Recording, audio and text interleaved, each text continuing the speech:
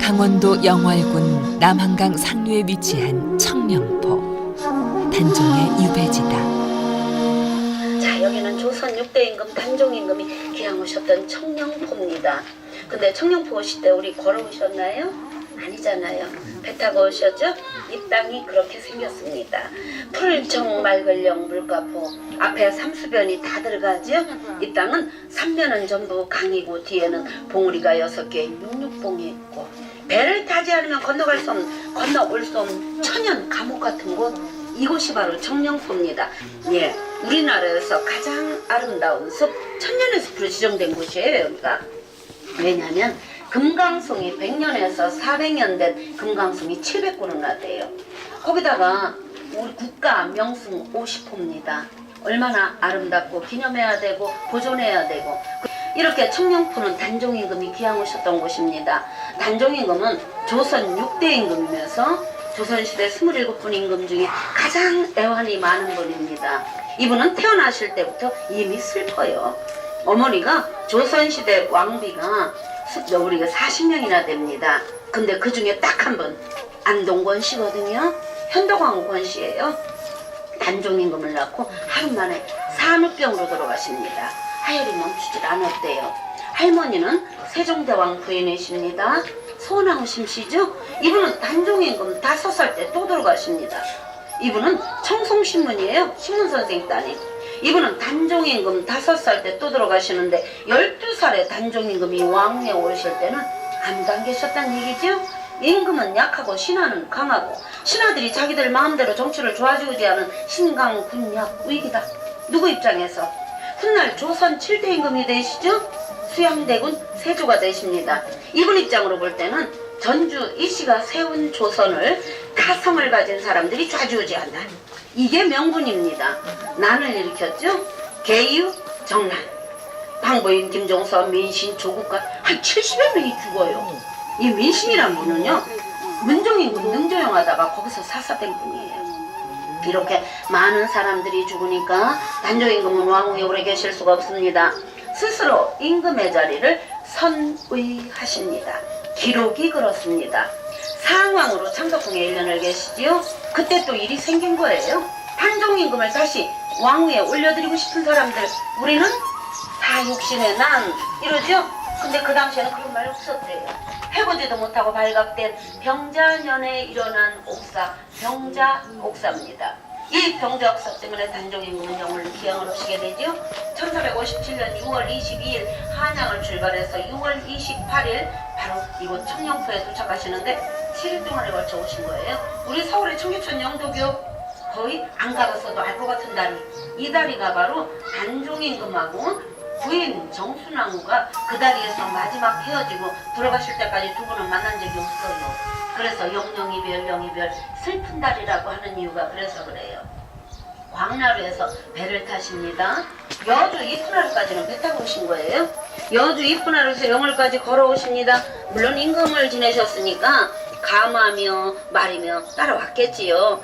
마을 앞길을 지나옵니다. 사람들이 가만히 있나요? 전부 나와서 땅을 치고 통곡하지요. 그 동네가 아직도 그래서 울레실이에요. 영월군 서면 신천리가 바로 울레실이에요. 지금도.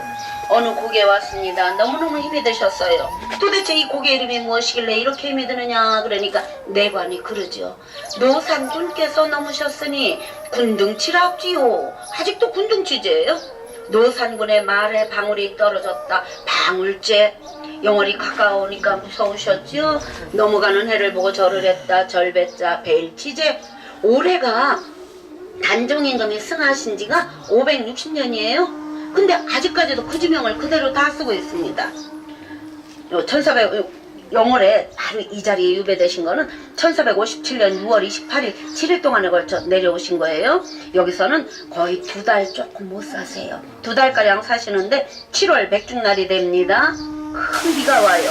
우리 백중날 뭐해요? 예전 같으면은 백중날이면은 호미를 호미를 씻어서 걸어놓는다. 왜 호미 씻어서 걸어놓죠? 그때쯤 되면은 잡초가 다 말하자면은 별로 안 난다는 얘기예요. 그거를 영월 사람들은 호무시시 행사한다고 그래요. 근데 그거 하면서 또 등을 만들지요. 시녀궁녀가 등을 만들기 시작합니다. 근데 그날 저녁에 폭우가 쏟아지는데 우리 그런 야사의 기록에 보면 3일을 퍼붓다 이러는데요. 폭우가 쏟아지는 걸 어떻게 표현했느냐. 뒷문으로 물이 들어와서 앞문으로 물이 나갔다. 아궁이에 불도 안 들이는 방독한에 방한칸은 단조임금 사시고 방한칸은 시녀궁녀가 살고 있다. 지붕에 기와가 얹어 있는 것이 참 신기하다. 얼마나 작은 집이었으면 이렇게 표현했을까요? 그 자리가 바로 요거예요. 이렇게 요 안에 보면은 단여 제 본부 시유지 지에 들어가면요, 영조 39년 원주 가명에서 어명을 받들어 눈물을 머금고 이비를 세운다. 여기는 청령포이다 이렇게 써 있거든요. 근데 요거는 제가 한글로 풀이한 거고요. 한문으로 쫙 뭐라고 써 있냐. 새, 황명, 순정, 무진, 기원, 후, 삼계, 미계, 주, 문, 채경, 서, 원영, 명수, 석, 지명, 청령포 이렇게 써 있어요. 요거는 뒤에 있다 가보시면 알고요. 그러면은 이건 너무 크지 않느냐? 사실 좀 커요, 그죠? 근데 2000년도에 영월 군수님, 그 당시 군수님은 어가를 이렇게 해놓고 엄청 크게 그래도 흐뭇하셨는지 그 절절한 마음을 요 아래 내려가면요, 여기 안내판 뒤에 낙성문을 해놨거든요. 고유 충문을 해놨는데 한문 쓰고 옆에 한글로 딱 이렇게 풀이해놨는데 얼마나 절절한 마음이 그 안에 다 들어가 있어요. 이따 한번 그거 한번 읽어보세요. 여기서는 2달밖에 못 사시고 큰 홍수가 나서 영월 시내 한복판에 관풍원으로 이제 이동하신 거예요. 옮기시는데 이 관풍원이 1399년 태조 7년에 만들어진 동원객사입니다. 그게 지금도 그래서 잘 보존돼 있다 보니까 국가사적 534호예요. 이 자리에서 사시다가 1457년 10월 24일 날 유시에 17살의 나이로 사약을 받고 들어가시는데요. 음해일기 송화작설 백왕방면이 관풍원 대문까지는 왔대요. 사약을 못 드리고 대성통곡을 합니다. 그랬더니 거기서 잔심부름을 하던 공생복득이라는 사람이, 공생이라는 건 관하에서 심부름하는 사람이거든요. 이 복득이라는 사람이 지가궁을 세우려고 단종이 목을 뒤에서 팔줄로 목을 졸라 죽였다. 그래서 그 복득이는 관풍원 대문을 못 나가고 몸에 아홉구멍에서 피를 쏟고 죽었다. 천벌받았다는 얘기겠지요. 근데 요 기록이 조선왕조실록에 나와요. 조선왕조실록 1699년 숙종 25년 1월 2일자에 나와요. 한 줄이 나옵니다. 단종이 임금께 사약을 가지고 간 왕방현, 목을 졸라 죽인 복득이 시신을 거둔 어몽도에 대해서 조사해서 올려라. 이게 한 줄이 딱 나와요, 실록에. 근데 어몽도 선생에 관한 얘기는 20군데나 나온대요. 저는 다 찾아보지 못했지만은 이렇게 사실은 야사가 전혀 근거 없다, 이렇게 할 수는 없다는 얘기죠. 그래서 그 시신을 간다 갖다 버려요. 영월 시내 흘러가는 강이 동강입니다. 이 청령포 앞에 흐르는 강은 서강이에요. 영월 시내 두물이 만나요. 요 자리가 남한강의 발원지가 되는데요. 우리는 두물 만나면 보통 두물머리, 합수머리, 합강, 아우라지, 양수리 뭐 많아요, 그죠? 근데 영월 사람들은 그렇게 이야기 안 합니다. 금봉연, 임금이 버려진 자리라고. 금봉연에 버려진 단종임금의 시신을 영월 호장 어몽도는 삼족을 멸한다고 그랬거든요. 근데도 불구하고 이분이 남긴 말이 있어요. 위선피와 오소 감심이다. 옳은 일을 하다가 화를 당하는 것은 달게 받겠다. 내 목숨을 지푸라기같이 버려서라도 내가 옳다고 생각하면 하겠다. 어렵잖아요. 그래서 아직까지도 영월엄 씨를 충신의 자손이라고 대접하는 이유가 바로 그래요. 참고로 저는 절대 영월엄 씨 아닙니다. 경주 이갑니다. 이렇게 단종임금은 사실은 지금 혹시 장릉 갔다 오셨나요? 장릉 경내에는 단종의 시신을 수습한 어몽도의 충절을 기리는 정력악과 단종을 위해 목숨을 바친 충신을 기리는 위패가 모셔져 있다.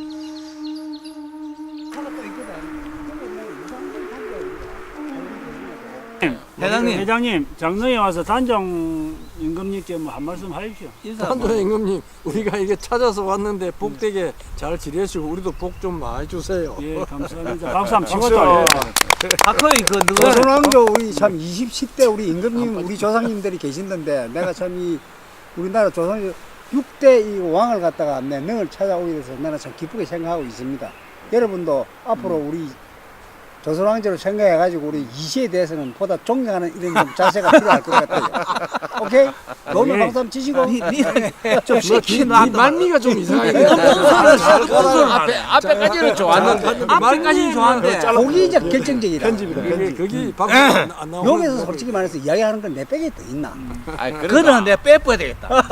앞에까지는 잘 편집하세요, 갔는데 편집. 뒤에 때문에 그 박수가 못 근데 나갔다. 요거 조금 주모. 내가 거들 앞에 끼안할게. 거는 다 빼고 마지막에 한 고만 딱 이어놔라. 요거 조금 좀 생각 있지? 어? 해놔라. 자, 또 우리 뭐 가봅시다. 박현원 씨는 한번 짠디 이야기 씨가 하나 해보소. 번지면은 제가 뭐 말씀드릴 여기 이제 건 이거 없고 가지고 네. 번지면은 저도 밑에 이제 오랜만에 이거 여기 뿌리, 한번 요 다시 뿌리가 찾아왔습니다만 올라오거든요. 그때 요 봤을 뿌리 때 자체도 경치가 눈에 안 번지지만은 들어왔는데 오늘 보니까 참 이게 좋은 경치가 눈에 짠디의 들어와서 씨입니다. 이게 사진 한 카트를 했으면 좋겠나라는 이거 의견을 제가 이거 안 빼는 게 좋습니다. 감사합니다. 예. 내가 참 여러분이 다 그래도 우리 참 조선왕조 27대 손 하면서 이 찾아뵈니 나도 참 기분이 좋네. 아직 안 가셨어요? 이 장릉이라는 곳이 원래가 그 자리가 예전에는 영월음신의 선산이래요. 그러니까 자기네 선산이에요. 아들 셋을 데리고 지가를 지고 올라갑니다. 올라가다 보니까 너무 힘이 들어서 잠시 쉬고 싶은데 노루가 앉아있다가 인기척에 놀라서 도망을 가요. 다른 곳은 전부 눈이 쌓여있는데 그 자리만 눈이 녹아있더래요. 잠시 지게를 내려놨다가 좀 더 깊은 산으로 가려고 지게를 들려고 그러는데 지게발이 땅에서 안 떨어지더래요. 여기에 모시라는 자리구나. 몰래 안배장한 자리가 바로 지금 능이 있는 그 자리예요. 물론 어몽도 선생도 영월서 못 살지요. 그만 갑니다. 계룡산 동학사에 가서 초원제를 올리고 3년상을 치르고 사라졌다. 지금도 거기 가시면 동학사 아마 다 가보셨을걸요? 그런데도 못 보셨을 거예요. 왜냐? 관심이 그때는 없었으니까. 근데 다음에 가시면 찾아보시게 되죠. 매피하고 쭉 올라가면 기념품 판매하는 바로 이 조상님을 찾아뵈서 대단히 영광스럽고 앞으로 시간 인대로 찾아뵙도록 하겠습니다. 고맙습니다. 홍각 바로 북쪽에. 북쪽으로는 단종이 금하고 청순하고 의패 있고요. 양쪽으로 사육신, 세육신 비롯해서 99인의 의패가 쫙 있어요.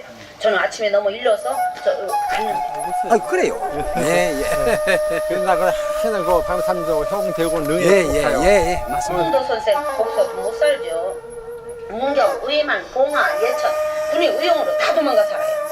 근데 아들이 셋 있는데 제일 큰 아들은 함경도로 보냈다고 그랬거든요. 아 근데 아들들도 전부 흩어져 보낸 거는 분명히 이유가 있어요. 그죠? 혹시 만약에 붙잡혔을 경우 절성대로 들어가 있었단 얘기예요. 이렇게 어몽도 선생 누가 영월에 있어요.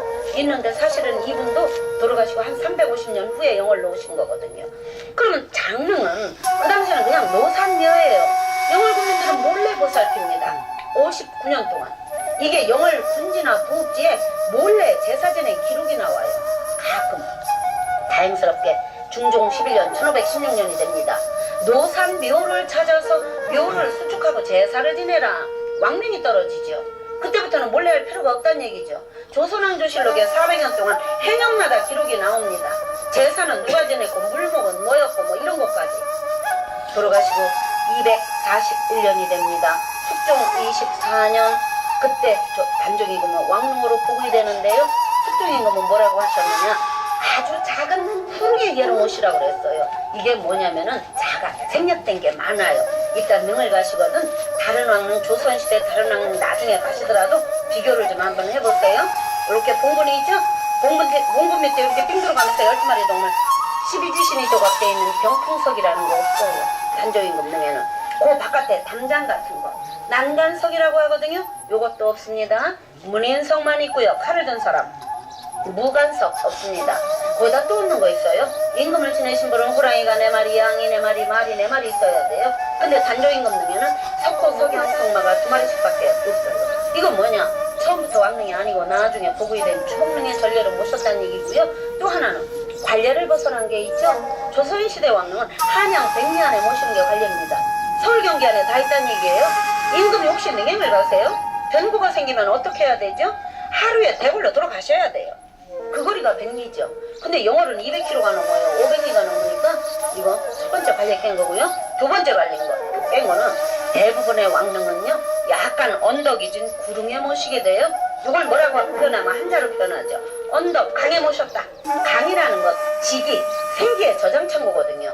근데 단조임금능은 약 해발 270m가량 돼요, 그 자리가. 정문에서 5분가량 올라가시거든요. 이것도 두 번째 관리된 거지요. 세 번째 관리된 거. 대부분 왕릉을 가시면 봉분, 정자각, 참도, 홍살문. 근데 단조임금능에는 이렇게 일직선상에 놓이지 않습니다. 능은 동쪽에서 서쪽 방향, 신좌, 을향, 정자각은 북쪽을 향해 있어요. 능에 옆구리다 대고 절을 해야 돼요. 참도는 또 이렇게 꺾어져서 엉뚱하게 홍살문 좌래가 있어요. 이거 관리 깬 거죠. 몰래 안매장은 그 자리에 그대로 왕릉을 조용하다 보니까 어쩔 수 없이 이렇게 여러 가지 관리를 깨고 모십니다. 근데 만약에 장릉을 가시잖아요. 무조건 쑥 들어가시지 말고 오른쪽에 정자를 한번 봐주세요. 그 정자가 여기 요 초가집하고 관련이 있어요. 이 초가집에는 단조임금 살던 시녀 궁녀가 살았다는 얘기거든요. 근데 단조임금을 모시던 시녀 궁녀는 한양에서 10분이었대요. 3분은 정순왕후 따라가요. 7분이 뿔뿔이 알아서 내려온 거거든요. 그러니까 뿔뿔이 내려오니까 정인지 신숙주가 그러죠. 유배지에서 대접이 너무 과한 거 아닙니까? 근데 세조대왕이 이렇게 보니까 나이가 너무 많아요. 별일 없을 것 같죠. 놔둬라. 실록에 보면 세조의 묵인하에 이렇게 나와요. 그래서 여기서 모시게 되는데 단종임금이 사약을 받고 들어가시니까 이분들 살 까닭이 없습니다. 영월 금강정 낙화함에서 투신자살합니다. 부여낙함 아니에요? 부여낙함은 나당연합군이 밀고 오니까 고란사 낙화함에 이 삼천궁녀도 아닐 거예요. 왜냐면 기록은 항상 승자의 기록이니까 패자를 좀 폄하해야 되거든요. 삼천궁녀까지야 되겠습니까만은 밀려서 떨어져 죽었지요. 근데 영월 금강정 낙하함에서 투신자살한 시녀 궁녀는 단조임금 사약받고 돌아가시니까 살 까닭이 없었어요. 그래서 이분 7명 2명이었었거든요.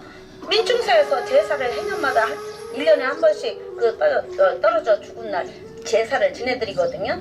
지내드리는데 가보면 뭔가 달라요. 시녀 궁녀는 분명히 7명인데 6명밖에 없고요. 시종은 2명인데 1명밖에 없어요. 그래서 간 사람들이 꼭 질문을 해요. 시녀 한 분하고 시종 한 분은 어떻게 됐습니까? 죽기 싫었을 것 같아요. 그죠? 아마 이 두 분은 탁월한 선택을 했을 것이다. 이건 제 생각이고요. 그리고 이 주위에 소나무들 보세요. 이 소나무들은요 극양수입니다. 햇빛을 좋아한다는 얘기예요.